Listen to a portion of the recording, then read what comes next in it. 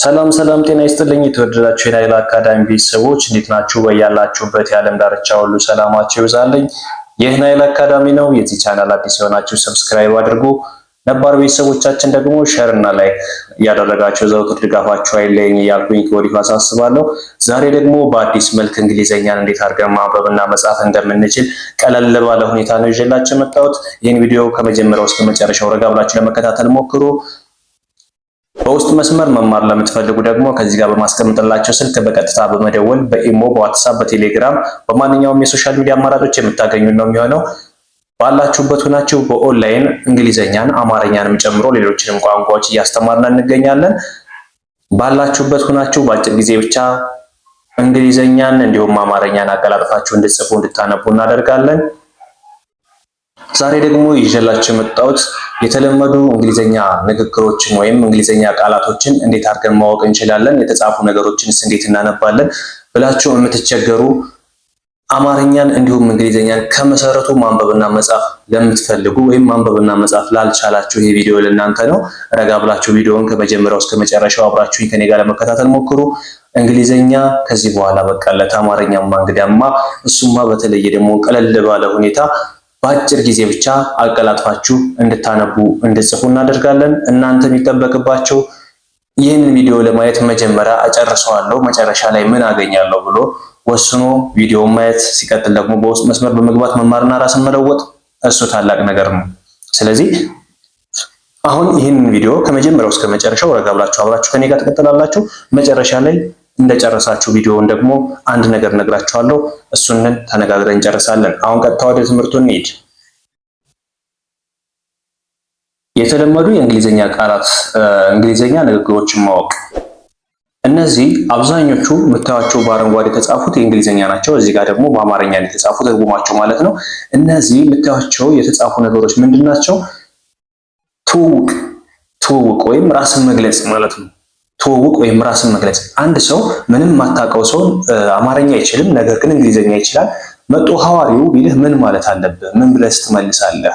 ሃው ዱ ዩ ዱ ሊልህ ይችላል። እሱ የሚችለው እንግሊዘኛ ብቻ ነው። አንተ ግን ምንም አትችልም፣ ወይም አንቺ ምንም አትችልም። ስለዚህ ለዚህ ምላሽ ለመስጠትና ለተናገረው ነገር አዳምጠን ምላሽ ለማግኘት ምን ማድረግ አለብን? ምናልባት የተጻፈ ነገር ሊሆን ይችላል። ይህን የተጻፈ ነገርስ ጽፎ ሲልክልን ምን ብለን መመለስ አለብን ብላችሁ የምትቸገሩ ካላችሁ ቀለል ባለ ሁኔታ እንግሊዘኛን ከኛ ጋር እንቀጥላለን። ስለዚህ እዚህ ጋር ምንድነው የሚለው? የመጀመሪያው በአማርኛ ጤና ይስጥልኝ እንዴት ነዎት ይላል አይደለ? ጤና ይስጥልኝ እንዴት ነዎት። አሁን ይሄኛውን በአማርኛ ጤና ይስጥልኝ እንዴት ነዎት የሚለውን እኛ ለመመለስ አይከብደንም፣ ምክንያቱም አብዛኞቻችን አማርኛን እንችላለን። ነገር ግን እንግሊዘኛ ላይ ነው ትንሽ ከበድ የሚለን። አማርኛ ማችሉ ትኖራላችሁ። ያ ማለት ደግሞ ሁሉም አማርኛ ይችላል ማለት እስካልሆነ ድረስ ሁላችሁም የምትፈልጉትን እኛ ጋር ታገኛላችሁ። ስለዚህ ጤና ይስጥልኝ እንዴት ነዎት ማለት ምን ማለት ነው? በአማርኛ ጤና ይስጥልኝ እንዴት ነዎት ካሉን ምላሻችን ምን ይሆናል? እግዚአብሔር ይመስገን። ሁሉም እንደየእምነቱ ምላሹን ይሰጣል። ከዛ እንግሊዘኛ ጋር ደግሞ ምን ብለን ነው እንደዚህ የምንለው? ጤና ይስጥልን ካልነ how do you do ነው የምንለው። ጤና ይስጥልኝ እንዴት ነዎት ካልነ how do you do ጤና ይስጥልኝ ወይም እንዴት ነዎት how do you do how old are you what is the meaning how old are you in Amharic how old are you means በጣም ቀላል ነገር ማለት ነው። እድሜህ ስንት ነው ማለት ነው። እድሜህ ስንት ነው ወይም እድሜሽ ስንት ነው ማለት ነው። how old are you ካሏችሁ እድሜህ ወይም እድሜሽ ስንት ነው ማለት ነው። ስለዚህ ይህን እድሜህ ወይም እድሜሽ ስንት ነው የምትባል ወይም የምትባይ ሴት ካለሽ ምን ብለሽ መመለስ አለብሽ? ያንቺ እድሜ 20 ምናምን ከሆነ 30 ምናምን እሱ እንደናንተ ሊሆን ይችላል። ለምሳሌ 20 ከሆነ I am 20 years old እንላለን ማለት ነው። እድሜ 20 ነው ማለት ነው። I am 20 years old። ስለዚህ እንደዚህ ብለን መመለስ እንችላለን። እኔ እድሜ 20 ነው ካልነ I am 10 years old ብለን እንመልሳለን። ከዛ where do you live where ማለት የሚያመለክተው ምንድነው? ቦታን ነው። ቦታን ነው የሚያመለክት። ዌር ከተባላችሁ የሆነ ቦታ ነው ማስታወስ ያለባችሁ። አእምሯችሁ ላይ ሊመጣ የሚገባው ነገር ዌር የሚል ቃል ከሰማችሁ ምንድነው ቦታን ነው የሚያመለክተው። ወየት ቦታ ነው የመጣው ነው የሚልህ፣ ወየት ቦታ ነው የምትሄደው ነው የሚልህ፣ ወየት ቦታ ነው ያለው። በቃ እንደዛ አይነት ነገሮች ናቸው የሚሆኑት። ዌር ካልነ ሁሌም ምንድነው የሚያመለክቱ ቦታን ማለት ነው። ስለዚህ ዌር ዱ ዩ ሊቭ ካለ የት ነው የምትኖረው ወይም የምትኖሪው ማለት ነው። ዌር ዱ ዩ ሊቭ ከተባላችሁ የት ነው የምትኖሪው ወይም የምትኖረው ወይም የምትኖሩት ማለት ነው። ስለዚህ እናንተ የምትኖሩበትን መግለጽ ማለት ነው። ለምሳሌ እኔ አዲስ አበባ ብሆን አይ ሊቭ ኢን አዲስ አበባ ብዬ ገልጻለሁ። አንድ ሰው ዌር ዱ ዩ ሊቭ ቢለኝ አይ ሊቭ ኢን አዲስ አበባ ብዬ ምላሽ ሰጣለሁ ማለት ነው። ስለዚህ እንደነዚህ አይነት ቃላቶችን ቀለል ያሉ ቃላቶችን በተደጋጋሚ ዩቲዩብ ላይ ማየት ትችላላችሁ። ከዚህ በፊት የምትለቀቁ ስላሉ ሌላም ዩቲዩብ ላይ ቢሆንም እናንተ ዋናው የሚፈለገው የእናንተ መለማመድና ራሳችሁን ማወቅ ስለሆነ በማንኛውም አጋጣሚ እንደዚህ አይነት ቃላቶችን አንብባችሁ ትርጉም መስጠት ይጠበቅባችኋል። እዚህ ጋር ደግሞ ምንድነው የሚለው አር ዩ ሜሪድ? አር ዩ ሜሪድ ምን ማለት ነው? አር ዩ ሜሪድ ካለን የሆነ ሰው ምን ማለት ነው? አግብተሻል ወይም አግብተሃል፣ ባለትዳር ነህ፣ ባለትዳር ነሽ ማለት ነው። አር ዩ ሜሪድ? እንደዚህ አይነት ነገር ሊገጥማችሁ ይችላል፣ ምንም ጥርጣሬ የለውም። በተለይ ደግሞ ወደ ውጭ ሀገራት ያላችሁት ወንድሞቻችን ካላችሁ እንደዚህ አይነት ነገር ይገጥማችኋል። የሆነ ቀን ላይ አሃ ይሄ ልጅ እኮ እንደዚህ ብሎ ነበር፣ ይህ ማለት ምን ማለት ነው ብላችሁ ማሰባችሁም ስለማይቀር እንደነዚህ አይነት ነገሮች ላይ ትኩረት ታደርጉ መልካም ነው እላለሁ። ስለዚህ አር ዩ ሜሪድ ካለሽ ወይም ካለህ አግብተሻል፣ ባለትዳር ነሽ ወይም ባለትዳር ነህ ማለት ነው። አር ዩ ሜሪድ ካለሽ አግብተሃል ወይም አግብተሻል፣ ባለትዳር ነሽ ወይም ባለትዳር ነህ ማለት ነው። ስለዚህ ለዚህ ደግሞ ምላሻቸውን ማዘጋጀት ነው። አም ኖት ሜሪድ ካላገባን አላገባው፣ አግብተን ከሆነ ደግሞ አግብተናል ብለን መግለጽ እንችላለን ማለት ነው። when did you arrive? when ካልነ ደግሞ ቅድምም ብያቸዋለሁ። where ካልነ ቦታን ነው የሚያመለክተን። where ካልነ ቦታን ነው የሚያመለክተን። ነገር ግን when ከሆነ ግን መጨረሻ ላይ ያለችው ኤን ከሆነች የዛኛው አርኢ ነው፣ ይሄኛው ደግሞ ኤን ነው። ልዩነታቸው ምንድነው? ዌን እና ዌር። ዌር ካልነ ቦታ ነው። ዌን ካልነ ደግሞ መቼ ማለት ነው። መቼ በቃ የሚገልጸው ማን ነው? መቼ የምትለዋን ቃል ብቻ ነው የሚገልጸው። ያ ማለት መቼ ትሄዳለህ፣ መቼ ትመጣለህ፣ መቼ ይሆናል፣ መቼ አይሆንም። በቃ ማንኛውንም ነገሮች መቼ ብለው የሚጀምሩ ካሉ ዌን የሚል ቃል ሁሌም አብሯቸው ይመጣል ማለት ነው። ስለዚህ ዌን ዲድ ዩ አራይቭ፣ መቼ መጣህ ወይም መቼ መጣሽ ካልነ ምንድነው የምንለው? when did arrive? when did you arrive? መቼ መጣሽ? arrive ማለት ቦታ ላይ መገኘት ማለት ነው። arrive ካልነ ቦታ ላይ መገኘት ማለት ነው። ስለዚህ ይህ ማለት ደግሞ when did you arrive ካልነ መቼ መጣህ ወይም መቼ መጣሽ ማለት ነው። as a next when will you leave? when will you leave? ሊቭ ማለት ደግሞ መሄድ ማለት ነው። መግፋት መሄድ መግፋት ካለ ሊቭ ማለታችን ነው። ስለዚህ ሊቭ ካለ ደግሞ መቼ ትሄዳለህ? when will you leave ካለ መቼ ትሄዳለህ? አራይቭ መገኘት ወይም መምጣት ነው። ሊቭ ካለ ደግሞ መሄድ ወይም መግፋት ማለት ነው። ስለዚህ እዚህ ጋር ልዩነታቸው ምንድነው? when did you leave ካለ መቼ መጣህ እያለን ነው። መቼ መጣህ እያለን ነው። እዚህ ጋር ደግሞ when will you live will የገባበት ለምን ይመስላችኋል? ፓስት ነው። መቼ ፊውቸር ነው።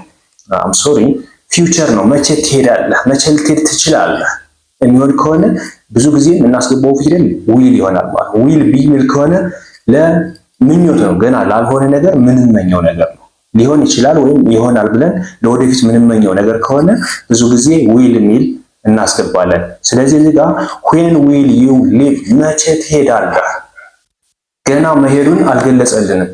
መቼ ልትሄድ ትችላለህ። ስለዚህ እዚህ ጋር ምንድነው የሚለው? when will you live መቼ ትሄዳለህ፣ መቼ ትሄዳለህ። as the next how is your married life? how is your married life? የትዳር ህይወትህ ምን ይመስላል ወይስ እንዴት ነው ማለት ነው። ስለዚህ how is your married life ማለት የትዳር ህይወትህ እንዴት ነው፣ የትዳር ህይወትህ እንዴት ነው። how ማለት እንዴት የሚለውን ነው የሚገልጸው። ባይዘው እነዚህ WH question የሚባሉትን how, whose, where when እነዚህ ነገሮችን ምን እንደሚገልጹ ማወቅ መቻል አለብን። how ካልነ እንዴት ማለታችን ነው። where ካልነ የት ቦታ ማለታችን ነው። ቦታን ነው የሚያመለክተን። when ካልነ መቼ እንደማለት ነው። ስለዚህ እነዚህን WH ኩዌሽኖችን እንዴት መግለጽ እንችላለን፣ በምን አግባብ የሚሉትን እነዚህን ማወቅ ይጠበቅብናል ማለት ነው። አሁን ወደ ዋናው እንሂድ። how is your married life ማለት ምን ማለት ነው? how ይህ ማለት የትዳር ህይወት እንዴት ነው? የትዳር ህይወት እንዴት ነው? ባለትዳሮችን መጠየቅ ስትፈልጉ how is your married life በሏቸው።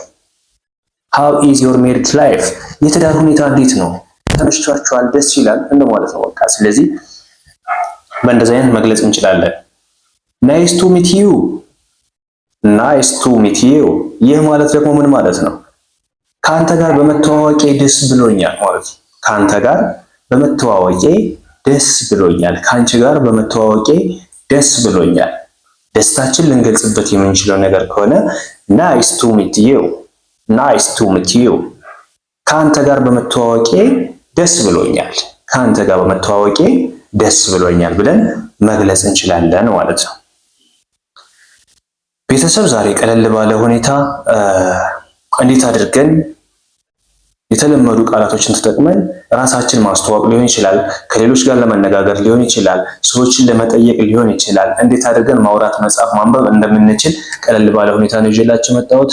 አብራችሁኝ አክብራችሁኝ እስካሁን ስለቆያችሁ ከልብ እያመሰገንኩ በሌላ ክላስ እስከምንገናኝ ደግሞ እናንተ እንደተለመደው በድጋሚ ይህን ቪዲዮ ሰብስክራይብ ያላደረጋችሁ ሰብስክራይብ እያደረጋችሁ፣ እንዲሁም ሰብስክራይብ ያደረጋችሁ ደግሞ ሼር እና ላይክ እያደረጋችሁ ለሌሎች አዳርሱልኝ። አማርኛ እንዲሁም እንግሊዘኛ መማር የሚፈልጉ ካሉ ደግሞ በውስጥ መስመር እዚህ ጋር በማስቀምጥላችሁ ስልክ በቀጥታ መደወልም ሊሆን ይችላል። በኢሞ፣ ዋትስአፕ፣ በቴሌግራም በማንኛውም የሶሻል ሚዲያ ልታማክሩ ልታገኙን ትችላላችሁ። ቀለል ባለ ሁኔታ ብቻ በአጭር ጊዜ አቀላጥፋችሁ እንድትጽፉ እንድታነቡ እናደርጋለን። ባላችሁበት ሆናችሁ በኦንላይን በእጃችሁ ላይ በሚገኝ ስልክ ብቻ አቀላጥፋችሁ እንድትጽፉ እንድታነቡ እናደርጋለን። ይህ እድል አይገኝም፣ ተጠቀሙበት። ምክንያቱም ትናንት ይህ እድል ሳይገጥመን ቀርቶ ቤታችን ላይ ቁጭ ብለን መማር ስላልቻልን የሆነ ቦታ ላይ ስራ ቦታ ላይ ሆነን ደግሞ መማር ስላልቻልን ዛሬ ግን ቤታችን ላይ ባለንበት በራሳችን ስልክ ብቻ በመጠቀም ራሳችን መለወጥ፣ ማንበብ፣ መጻፍ እንችላለን ማለት ነው። ስለዚህ ይሄ እድል እንዳያልፋችሁ ተጠቀሙበት እያልኩኝ ከወዲሁ አሳስባለሁ። አብራችሁኝ ስለነበራችሁ በድጋሚ ከልብ አመሰግናለሁ። በሌላ ክላስ ከምንገናኝ ደግሞ መልካም ጊዜ ይሆንላችሁ። ቸርን ሰንብት።